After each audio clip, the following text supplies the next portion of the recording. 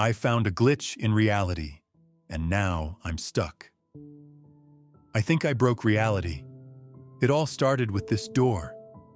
A door that let me live yesterday over again. At first, it was amazing. A gift. My chance to fix every stupid mistake I'd ever made. But now the world is falling apart with every single reset. And I don't think I'm the only one coming through that door anymore. I have to tell someone. I have to get this out before everything changes again, or before they find me. You have to understand how it started. It was all so simple. Section 1. The Discovery. It all started on a Tuesday, and it was, without a doubt, the worst Tuesday of my entire life.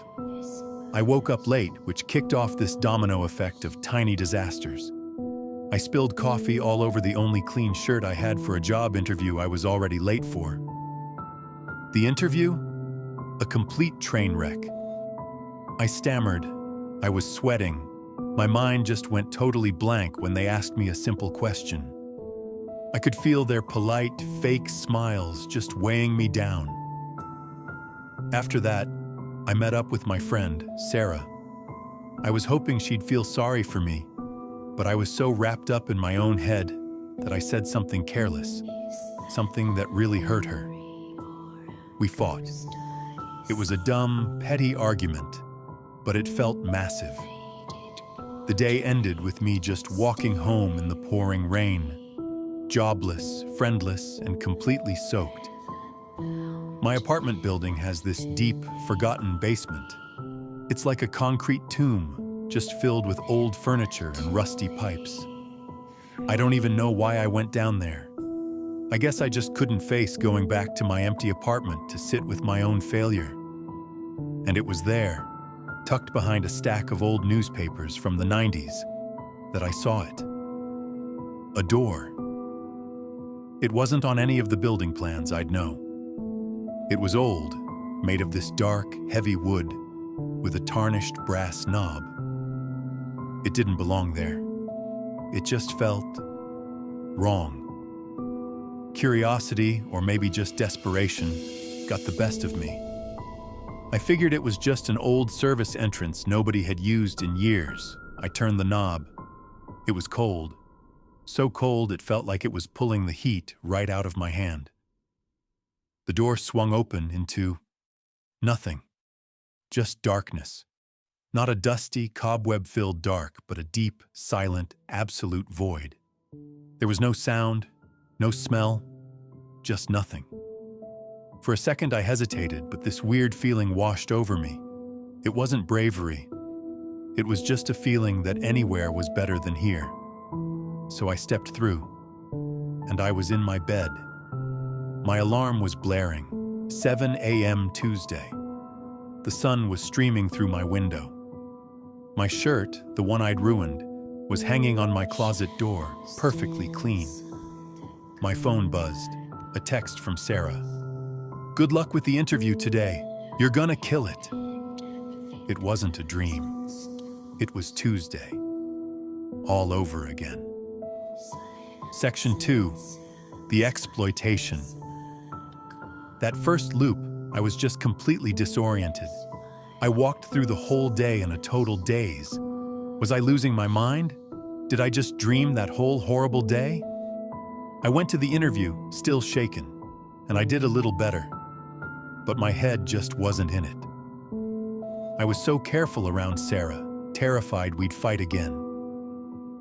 The day ended, I went to bed, and my mind was just a swirling mess. The next morning, my alarm blared. 7 a.m. Tuesday. Again. That's when it clicked. The door. It had to be the door. It wasn't a dream. It was a reset. And that thought, it wasn't scary. It was intoxicating. I had a superpower, the ultimate cheat code for life. So I used it. On the third Tuesday, I walked into that job interview with the confidence of a king. I already knew all their questions. I'd had a week to practice inside my own head. I was charming, I was witty. They were practically sliding the contract across the table by the time I left. Next up, Sarah. I remembered the exact moment our conversation went south. This time I navigated it perfectly. I listened, I was supportive, and instead of a fight, we had the best talk we'd had in years. I went back to the basement and stepped through the door. Then I did it again, and again. It turned into a game, a playground.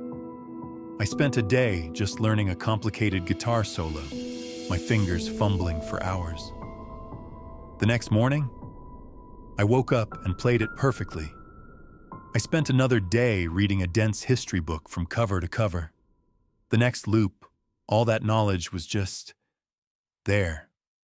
I was becoming a better version of myself, one day at a time. I was fixing every mistake, smoothing out every rough edge. I was creating the perfect day over and over. What would you do if you had that power? If you could undo every single mistake? It's tempting, isn't it? To make everything perfect when there's no cost for failing.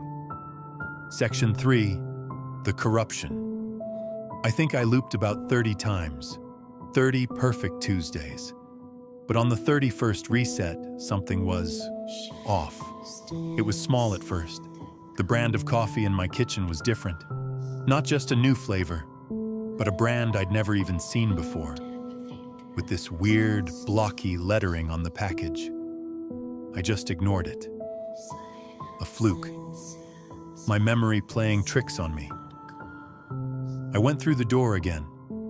This time, my new boss's tie was the wrong color. It had been solid navy blue. I remembered it perfectly. Now it was this ugly striped pattern.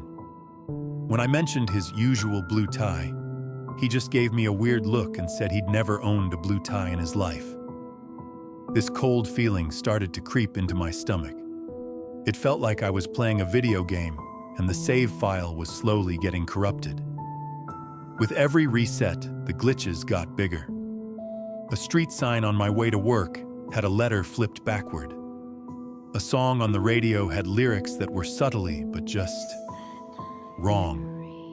The world was still my world, but it was losing its focus. The real horror started with people.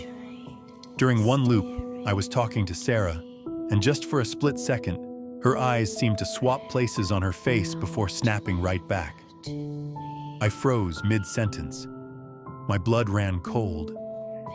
I tried to act like I hadn't seen it, but that image was burned into my mind. Another time I saw a guy on the street whose face looked like it was buffering, like a pixelated smear where his nose and mouth should have been. I started to dread the resets. My perfect day was now a minefield of terror. The fabric of my reality was fraying. I decided to stop. That was it. I had the job, things with Sarah were great, it was enough. I just had to live out the day and let Wednesday finally happen. I avoided the basement, stayed away from the door. I made it through the day. The glitches were still there, but they were smaller.